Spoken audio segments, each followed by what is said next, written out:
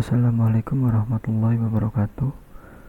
Perkenalkan, nama saya Akil Mumtaz Ramadan dengan NRP 10611810000005.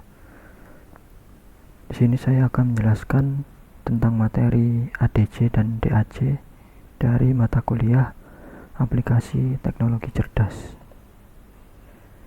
Sebagai pengantar, saya akan sedikit membahas tentang sinyal analog dan digital. Seperti gambar yang tertera di sebelah kiri, ini merupakan gambaran sinyal analog. Sinyal analog atau data analog merupakan data yang mempunyai nilai kontinu untuk interval tertentu. Sinyal analog merupakan suatu representasi data yang bervariasi terhadap waktu dalam bentuk yang kontinu. Contoh dari sinyal analog itu adalah arus suara pada telepon konvensional. Kemudian gambar yang sebelah kanan ini merupakan gambar sinyal digital. Sinyal digital atau data digital adalah data yang mempunyai nilai diskrit. Sinyal digital adalah suatu representasi data yang bervariasi terhadap waktu dan dalam bentuk yang tidak kontinu. Contohnya adalah penggunaan handphone untuk berkomunikasi, berkirim gambar atau video. Kemudian kita masuk ke pembahasan, yaitu ADC atau Analog to Digital Converter. Untuk pengertiannya sendiri, ADC atau Analog to Digital Converter merupakan perangkat elektronik yang mengkonversi besaran analog menjadi besaran digital, atau biasa disebut atau dikenal dengan kode-kode digital. ADC pada umumnya digunakan sebagai perantara antara sensor yang kebanyakan analog dengan sistem komputer seperti sensor suhu, cahaya, dan lain-lainnya, kemudian diukur dengan menggunakan sistem digital. Sistem digital hanya memiliki dua angka biner, yaitu 0 dan 1, sedangkan sinyal analog memiliki angka desimal 0 sampai 9.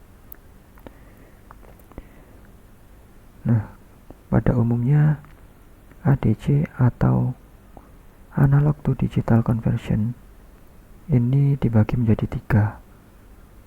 Yang pertama adalah sampling. Sampling merupakan proses pencuplikan secara sederhana.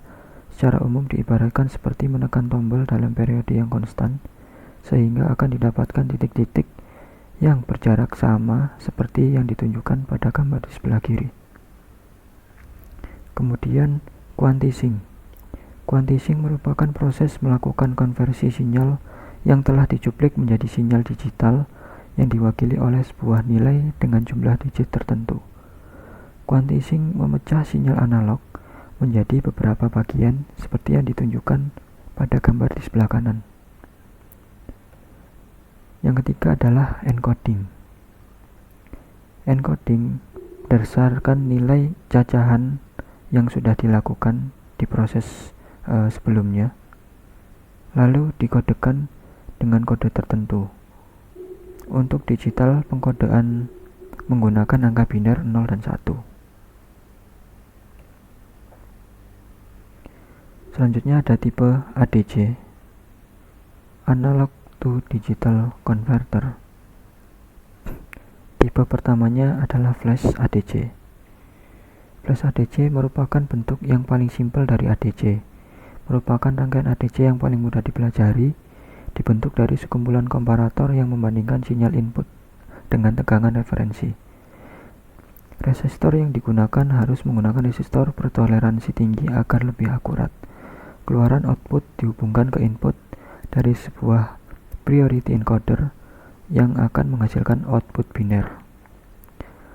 Terdapat pula keuntungan dan kerugian dari tipe flash ADC ini.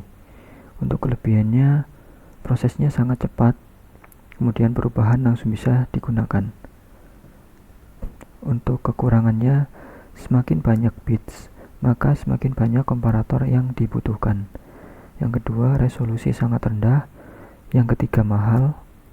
Yang keempat, konsumsi daya sangat tinggi. Untuk tipe selanjutnya adalah Sigma Delta ADC. Sigma Delta ADC merupakan salah satu jenis dari ADC dengan resolusi yang tinggi. Jika dibandingkan dengan jenis ADC lainnya, salah satu komponen penting dalam Sigma Delta ADC adalah Sigma Delta modulator. Terdapat keuntungan dan kerugian dari tipe Sigma Delta ADC ini. Untuk kelebihannya, yang pertama, resolusi sangat tinggi. Yang kedua, tidak terlalu membutuhkan komponen-komponen dengan nilai yang presisi. Untuk kekurangannya, karena terjadi umpan balik pada proses di tipe Sigma Delta ADC ini, maka ada slow respon karena oversampling. Kemudian untuk tipe selanjutnya yaitu dual slope converter. Dual slope converter ini konsepnya menggunakan rangkaian integrator sama seperti Delta Sigma ADC. Namun rangkaian ini melihat kapan kapasitor melakukan pengisian dan pembuangan dengan pemberian saklar bergantian antara input dan referensi, sehingga terdapat waktu time up dan time down. Untuk keuntungan dan kerugian dari tipe dual slope converter ini, yang pertama, untuk kelebihannya adalah nilai input bisa dalam bentuk rata-rata. Yang kedua, tahan terhadap noise. Yang ketiga, akurasi tinggi. Untuk kekurangannya, yang pertama, masih mengalami respon yang sangat lambat, dan yang kedua, membutuhkan komponen-komponen yang nilai presisinya tinggi. Untuk tipe ADC selanjutnya yaitu Successive Approximation Converter. Untuk tipe ini mempunyai Successive Approximation Register atau SAR sebagai pengganti kapasitor.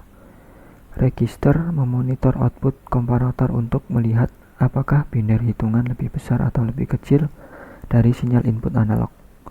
Terdapat elemen-elemen yang dimiliki dalam Successive Approximation Converter ini.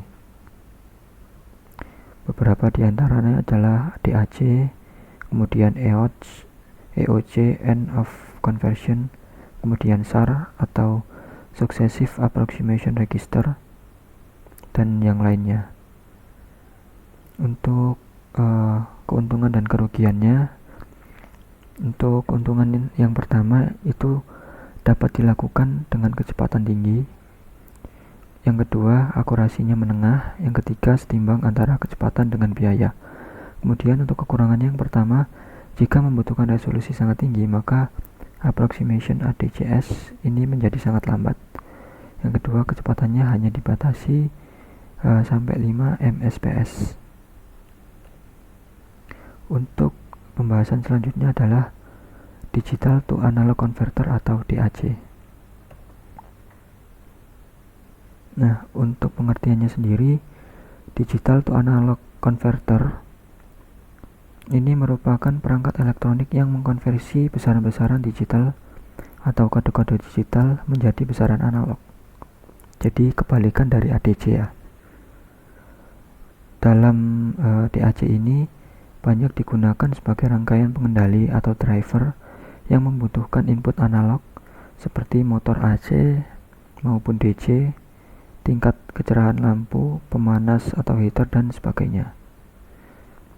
Kemudian untuk DAC sendiri ini terdapat jenis-jenisnya. Yang pertama, Kelvin Divider String DAC ya. Mohon maaf ini typo. Untuk jenis yang pertama, konsepnya sama seperti penyalaan atau pemilihan dari saklar berdasarkan input biner. Output diambil dari saklar mana yang tertutup. Untuk gambarnya bisa dilihat seperti ini.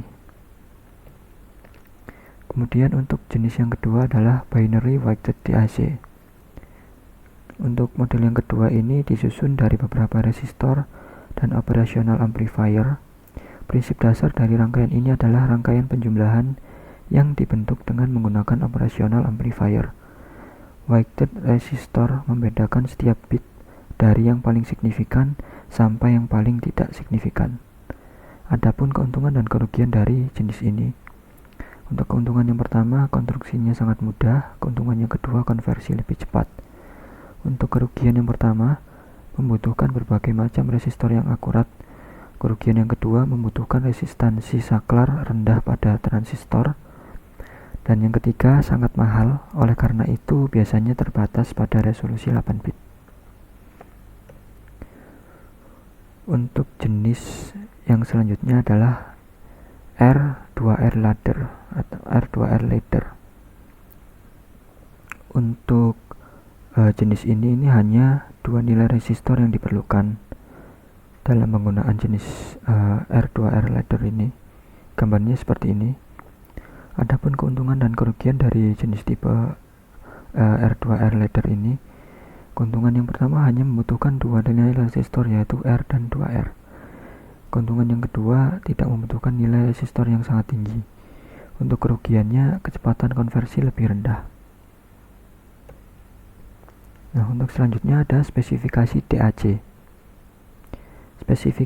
Spesifikasi DAC terdiri dari beberapa.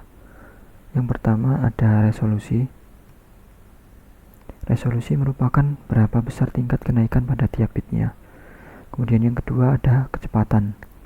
Kecepatan ini merupakan tingkat konversi input digital tunggal ke analognya. Untuk konversi ini sendiri, tingkat konversinya bergantung pada kecepatan clock sinyal input dan settling time. Untuk yang ketiga yaitu linearitas. Idealnya DAC ini harus menghasilkan hubungan linear antara input digital dan output analog. Untuk selanjutnya ada settling time, yaitu waktu yang dibutuhkan untuk mencapai nilai perubahan pertamanya. Yang selanjutnya ada tegangan referensi. Ini digunakan untuk menentukan bagaimana setiap input digital akan ditetapkan ke setiap divisi tegangan. Untuk spesifikasi DAC yang terakhir ada errors. Terdapat beberapa tipe error. Yang pertama ada gain error, yaitu terjadi jika kemiringan keluaran aktual menyimpang dari keluaran ideal. Yang kedua ada offset error. Terjadi ketika ada offset konstan antara keluaran aktual dan keluaran ideal. Selanjutnya ada full scale error. Terjadi ketika sinyal aktual memiliki kesalahan penguatan dan offset. Kemudian yang terakhir ada resoluting error, yaitu resolusi semakin kecil maka akan mendekati sinyal aslinya. Begitupun sebaliknya. Ya, sekian yang dapat saya sampaikan terkait materi ADC dan DAC. Kurang lebihnya mohon maaf. Wassalamualaikum warahmatullahi wabarakatuh.